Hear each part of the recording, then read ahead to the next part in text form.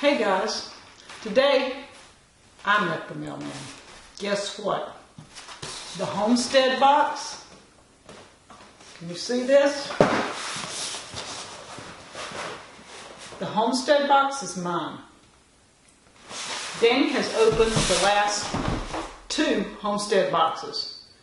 He's out playing with his new project and he didn't see the mailman come. So guess who's going to show you this one? Let's see what we got in this box, guys. So, first thing we got to do is open this thing. Danny got the open L knife. He doesn't know I have this either. Y'all, I'm being a little sneaky today. I think we're going to just use his knife. And we're going to open this box. This is a real handy knife, by the way. This was in the first Homestead box that came.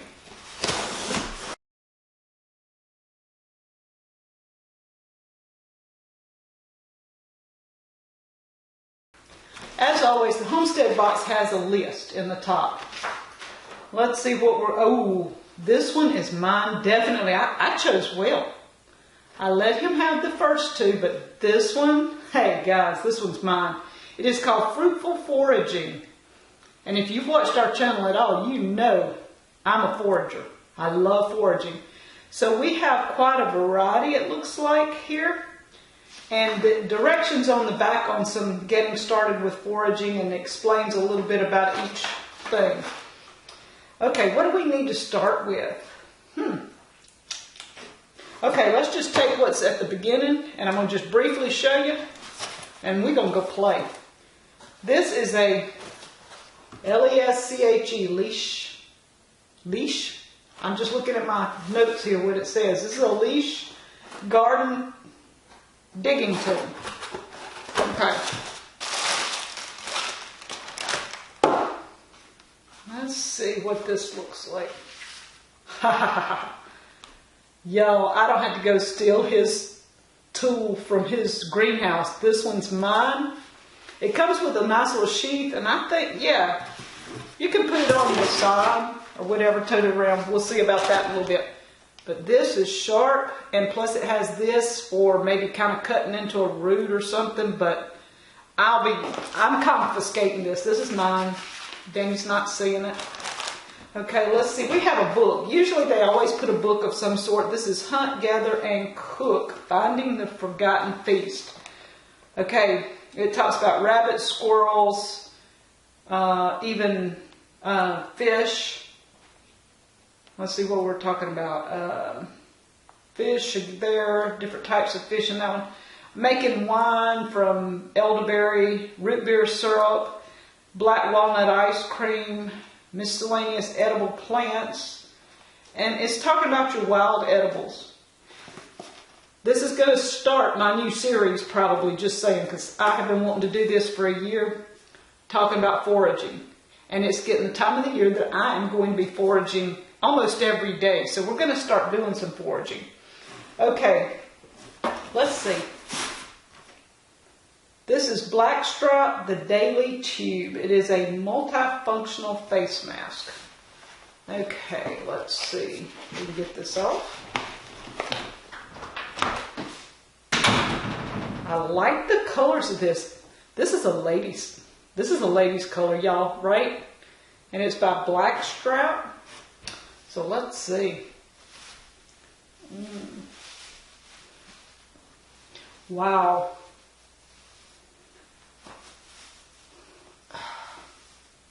Man, I could wear this anyway. What do y'all think? Isn't that cute? Keeps the bugs off. I like this.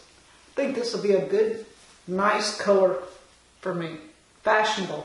Just saying. Okay, the next thing. Oh. This is one of my favorite tools. House Tools make some awesome stuff. We have the planter, we have the seeder, and I can do this. Ladies, that's the tools you guys need. This is a little bucket. I'm liking that. Now, I'm wondering if a 1-gallon bucket will fit over in here for berry picking. That would give it an awesome thing. It's got some good straps the way it's made and stuff, so you won't be tearing something up and it's all canvas. I forage every day. This is the perfect size for my daily foraging. House tools, thank you.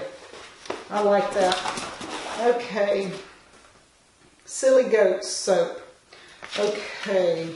This is all about goat's milk and soaps and a recipe. Okay. I don't make soaps yet, but we'll see. An insect repellent. This is mosquitoes. If you know anything about the South, we do have those. Sometimes very big ones. So I'm not sure if it smells. Oh, I like the smell of it. It's not bad. I think we'll be okay with that. Ooh, poison ivy, oak, and sumac relief. Guys, I've had my share of this stuff. This will come in handy. If I get near this stuff, I break out like crazy. So when I go through the woods, I have to know what it looks like. And so I have to prepare myself to be well aware of it because I don't like to itch. So if I do get some, we have the salve.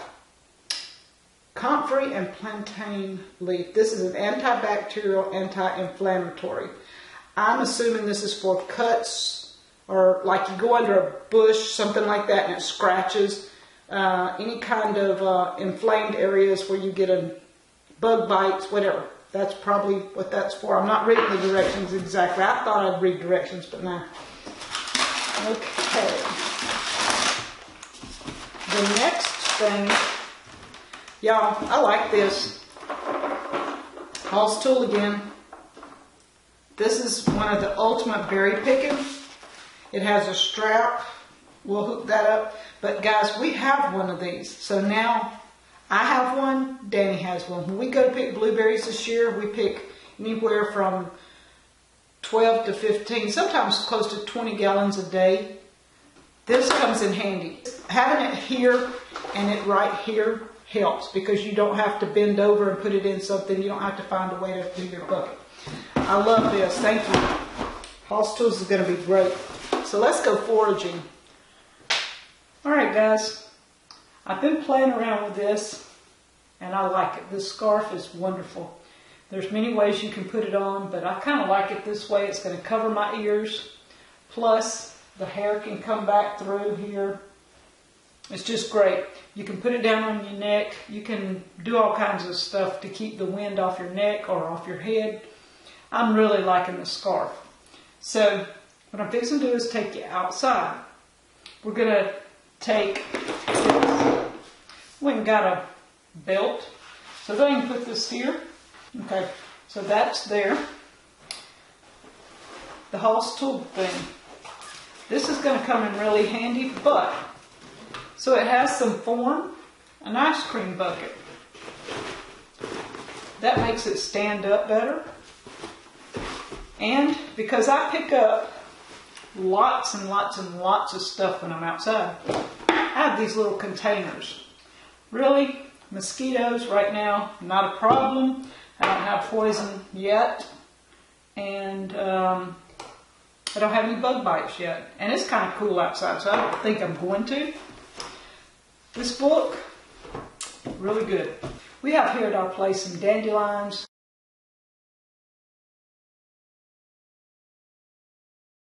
We have garlic chives, onion chives, all kinds of things we can use for green.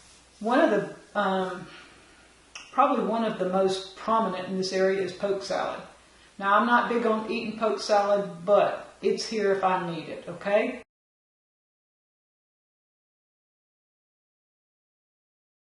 Another thing is we have wild chinkapins, which is like a small chestnut.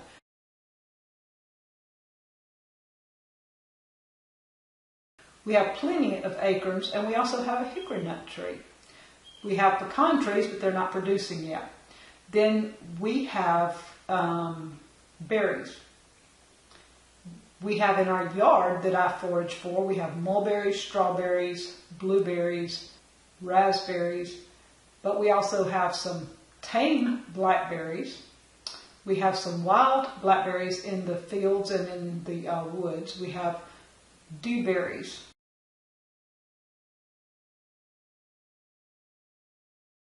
that look like blackberries. Then we have huckleberries that are everywhere. They're all in the woods. We've transplanted them into our yard.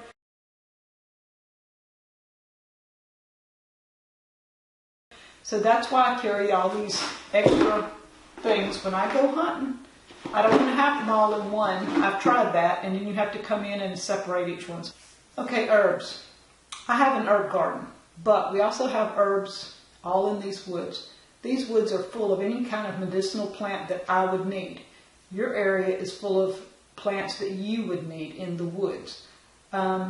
Here, we have such a supply. It's just hard to name them, and I'm not going to right now, but I'm going to show you a couple when I get out, what they are and how they grow here on our hugel bed. We have plenty of passion flowers. So I'm going to go show you that one.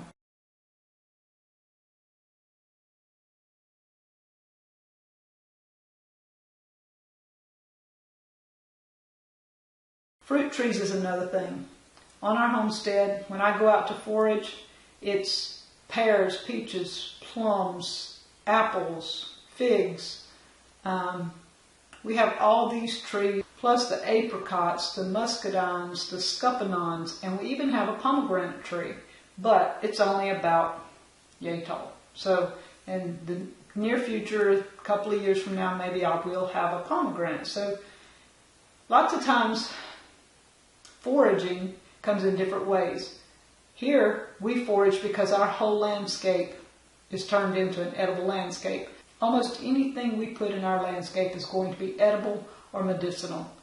And I don't have to go into the woods for a lot of it. But when we do go into the woods, we have to pay attention to all the surroundings and see what we need for whatever medical emergency arises. Fishing and hunting is another part of foraging. Foraging is simply collecting things that you didn't have to put into the ground or you did not have to raise. So our edible landscape now, we did have to put it here, but it's growing. We don't have to do anything to it other than maintain it to see that it still grows from year to year. The animals that we have on our farm, we bought, we feed, we take care of. But foraging includes fishing and hunting. Our neighbor has a pond with many fish in it, so we can go fishing. We have deer, rabbits, and quail, squirrels. We have all these things. Plus there's another variety of birds and animals, but not that we eat, but you can. If you get hungry, you'll eat any of them. All these things we did not have to provide any food for them. We don't have to take care of them. So when we go foraging, that's a lot of what we do, is find what we can that didn't cost us anything. Lots of times I think it does. The little rabbit that's eating my English peas is costing me. So let's go see what we can find out in my neck of the woods. Daylilies. Not only are they pretty, but you can eat them. So they're great. Violets, lots of medicinal purposes there, plus they can be eaten. We have bullgrass with dewberries growing all in the middle. Here, red clover's coming up everywhere right now. Mulberries are starting to turn ripe. I also have yarrow in my yard that you can use as teas, but it's a good herb to have around just for wound prevention, bleeding, and things like that. In the summer, we have a variety of flowers that grow, and at any one time, there's multiple varieties of flowers. So some of these grow during the summer here. And then, not only do we have in the fall, we have chinkapins that I showed you earlier, we have these wild persimmons. We have multiple trees here. Guys, foraging can just be fun. So go check out the Homestead Box. Thanks, guys.